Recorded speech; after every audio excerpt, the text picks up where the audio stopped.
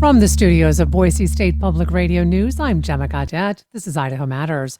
On Thursday, history was made in the Roman Catholic Church as one of the shortest conclaves in history. The college cardinals elected Cardinal Robert Prevost, a U.S. native born and raised in Chicago, as the 267th Pope of the Church. And on Friday, as Pope Leo XIV, as he will now be known, celebrated his first Mass, he called his election both a cross to bear and a blessing. So, what does this mean for the Catholic Church, but what does it mean for the world as a whole? Joining us once again is Deacon Scott Pearhill. He is the Director of Communication at the Roman Catholic Diocese of Boise, as well as the editor of the Idaho Catholic Register. Deacon Pearhill, nice to have you back on the program. Well, thank you. It's wonderful to be here. So I want to go back to Thursday after we see the white smoke, which we then know, all right, they have selected a pope. And as I mentioned, in one of the shortest conclaves in history, Deacon Pearhill, what was your initial reaction when you realized that former Cardinal Robert Prevost, a U.S.-born citizen, was named the Pope? Honestly, I couldn't believe it. My whole office, all of us here at the Diocese of Boise, we were sitting in front of a big monitor. We saw the white smoke came up, and we were filled with excitement. And then finally, one of the cardinals came out onto the balcony overlooking St. Peter's Square, and in Latin declared, after saying, "We have a pope," there was a short few sentences where they said the Pope's name, the name of the cardinal. And we all heard Prevost, as I think, as Pope Leo XIV says his own name, Leo XIV, Prevost rather than Prevost, but we all heard it said, and we looked at each other and said, wait a minute, no, we must have misheard. Can't be. An American? Because I never thought I would see an American Pope in my own lifetime. Mm-hmm. Well, so what was interesting to me watching that is as I hear the cardinal say Roberto Francesco, I'm thinking, oh, okay, it's maybe European. And Right. then Prevost, and I was like, who's that? Like who's, and then all of a sudden I hear the announcer say, from the United States of America, and my jaw dropped. And Yes. I want to give some context here, Deacon, for folks who are not Catholic. I am a cradle Catholic, a little bit of transparency. My mother was actually a Franciscan nun for 14 years. Wow. My entire life, it has always been, there will never be an American Pope. This will never happen. So even when names are being bandied about, when we've had these conclaves, do you think it's fair to say that as American Catholics, we dismiss any conversation of an American Pope being named? Yes, absolutely fair. Like you, and I think all of the people who follow these things, we all had that same opinion. And I think here's why it happened. Yes, Robert Francis Prevost was born in America, raised in Chicago, is a White Sox fan, all of the above, but he spent half of his life or two-thirds of his life outside of the United States. Most recently, before being brought to Rome to help oversee all of the bishops, the department that looks after bishops all around the world, he became the head of that. Pope Francis appointed him to that. And that was just in 2023. So right up to 2023, he was the bishop of a little diocese in northern Peru called Chaclayo. And you've probably never heard of that. I had never heard of that, I'm going to admit, until this man became Pope. So he has spent so much of his life also outside of the United States, and is also, you could say, a dual citizen, because he's a citizen of Peru, speaks fluent Spanish, speaks fluent Italian, speaks French, Portuguese, and is able to read and write in German. That I think many of the cardinals at the conclave also considered him a very international candidate, as well as being an American. And indeed, he's going to be Pope for the whole world and not just for America. So can we talk a little bit more about that? Because I heard this phrase being bandied about saying he's the least American cardinal of the American cardinals. And as right. And it's just you mentioned, it's this deep global perspective as a Yes. world leader that maybe he brings to the table that frankly we haven't necessarily seen Hmm. in other popes. He's lived on three continents. He speaks Yes. numerous languages fluently. And one Yeah. thing that I even read was that in previous conclaves, the language of choice has usually been Italian. This conclave, most people were speaking English, which made a connection with Hmm. former Cardinal Prevost. So, how much do you think that this global perspective will we will see within his leadership of the church? Because as we've talked about before, Deacon, yes, he is the leader of the Roman Catholic Church, but this is truly another world leader that we are talking about.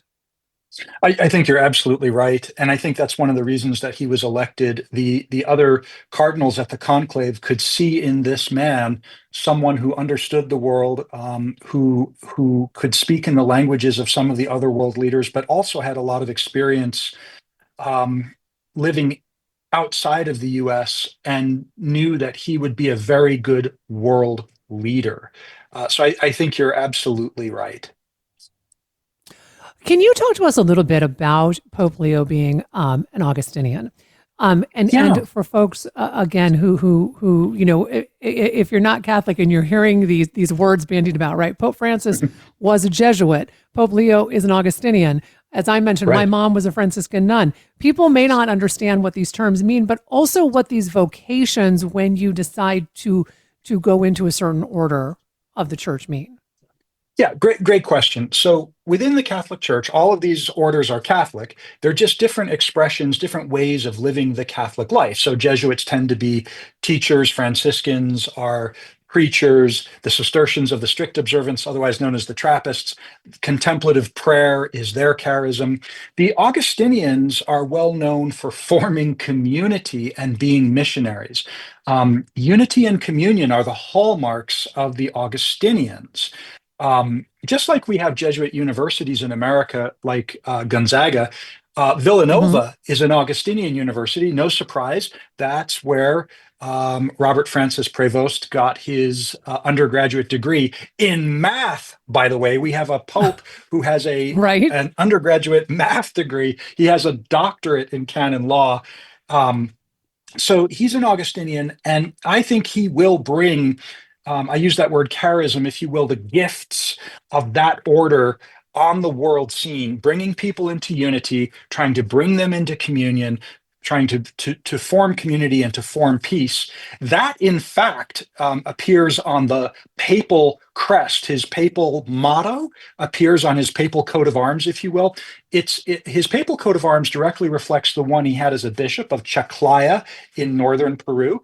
Now, instead of having a cardinal's hat on top of his his crest, now he has the papal mitre, the long, tall, pointy hat on his crest, indicating that he's a pope now. But the motto remained the same, and um, it's in Latin, but the English translation is something like "In the one, we are one."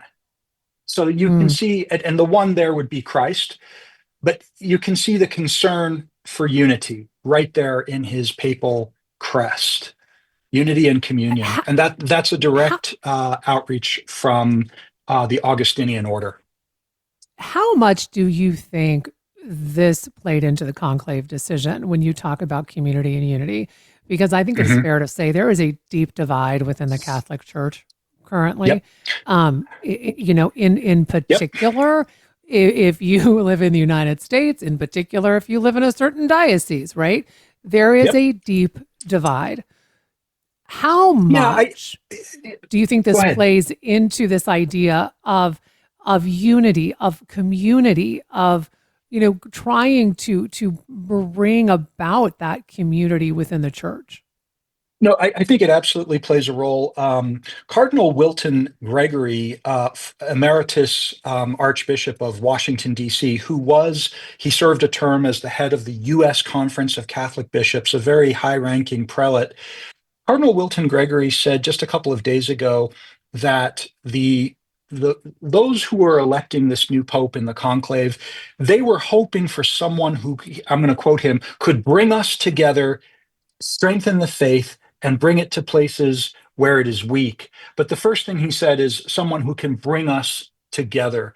And I think that Cardinal's understanding of the situation probably was echoed all around that room of 133 cardinals who were doing the voting. They want the Catholic Church to more greatly express the unity that it always has in Christ, but as you point out, can often get drowned out by strong opinions that make the Catholic Church at times appear as if it's divided. We need to play to our unity. We need to find our unity and be one in Christ. That's in Mhm. fact what Jesus wants.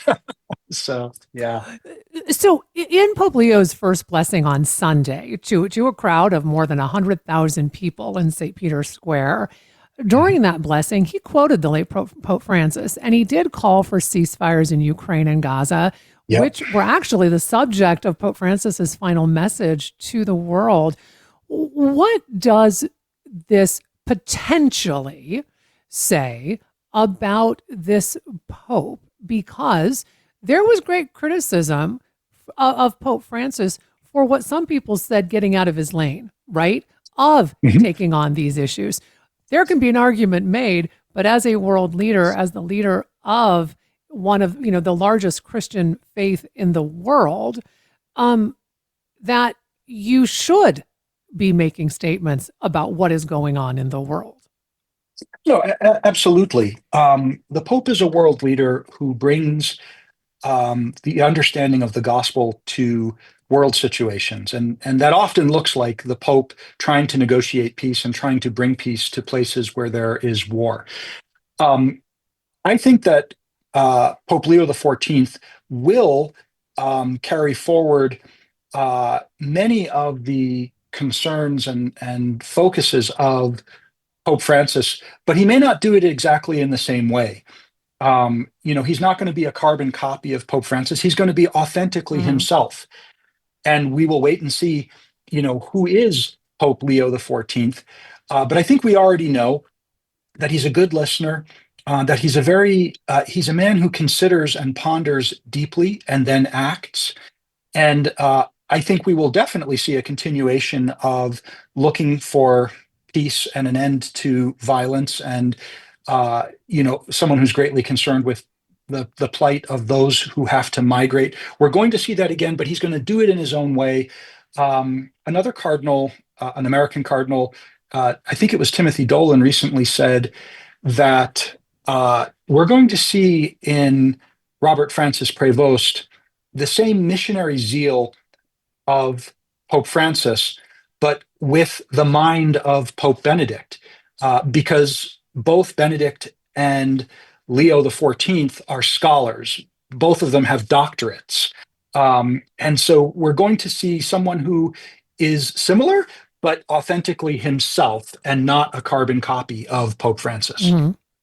Well, with that said, as cardinal, in his last position in the Vatican, Mhm. Pope Leo put into practice one of Pope Francis's most revolutionary reforms, again, something that was controversial, by having three women serve on the Vatican board that vets bishop nominations throughout the world. Right. And Mhm. during Pope Leo's very first mass on Friday, two women delivered the readings of the scripture. Now, for many Catholics, it is important to see women elevated in the church.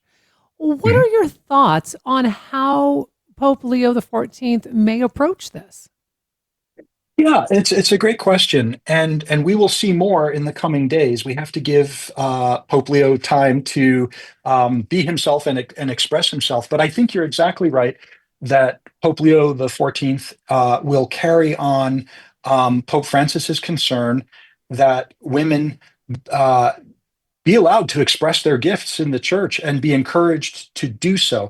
I do not think that there will be a change in the church that sees women become deacons or priests. But I Hmm. do think, like Pope Francis had done, women will be seen at all levels of leadership. And the fact that there are now women who are part of the organization of the Synod of Bishops, as you were referring to, who can help give guidance, is something that is brand new that Pope Francis did. And it looks very much like Leo the 14th will carry that on.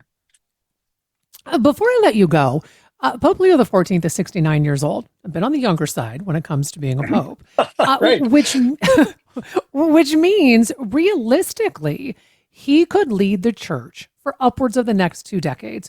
And again, we're not talking Mhm, just about the church. This is a world leader for mhm. upwards of the next 20 years. Similar to Pope John Paul II, who was elected at 58 years old in Yep. 1978. He reigned for 26 years. He passed away in Yeah. 2005. Yeah. I ask this question because when he says this was a cross to bear and a blessing, Mhm. this is very much a burden and a gift. How does he potentially navigate the next 20 years?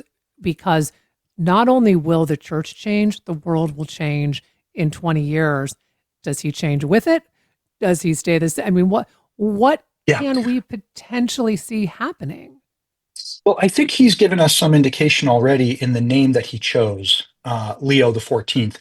The direct predecessor, Leo the 13th, died in 1903, but began his pontificate. It was a long pontificate in the late 1800s.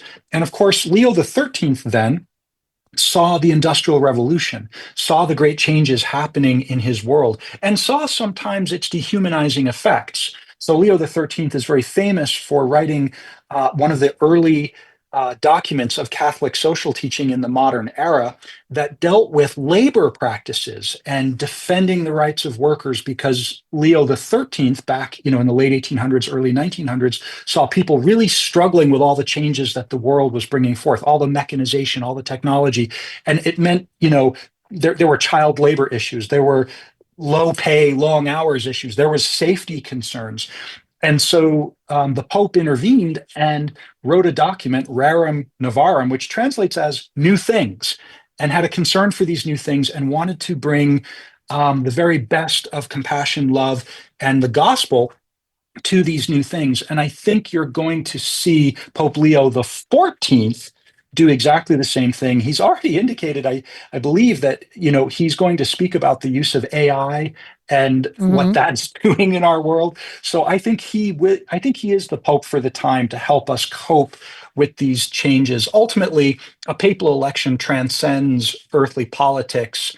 It's one of the reasons that the conclave is cut off from the world, because it doesn't belong to the world. It belongs to God, so that God can give us the Pope that we need at this time to help us with our current issues. And so I'll leave it at that. And I have to say, I think a mathematician talking about AI, who knew we would be seeing this in the Vatican? Isn't that So, amazing? I, Yeah. unprecedented to say the least. Thank you so much for taking time to speak with us. We've been talking with Dr. Deacon Scott Pearhill. He is the Director of Communication at the Roman Catholic Diocese of Boise, as well as the editor of the Idaho Catholic Register. We've been discussing history being made as the first pope from the United States has been selected to lead the Roman Catholic Church. This is the Idaho Matters podcast. I'm Gemma Gaudet.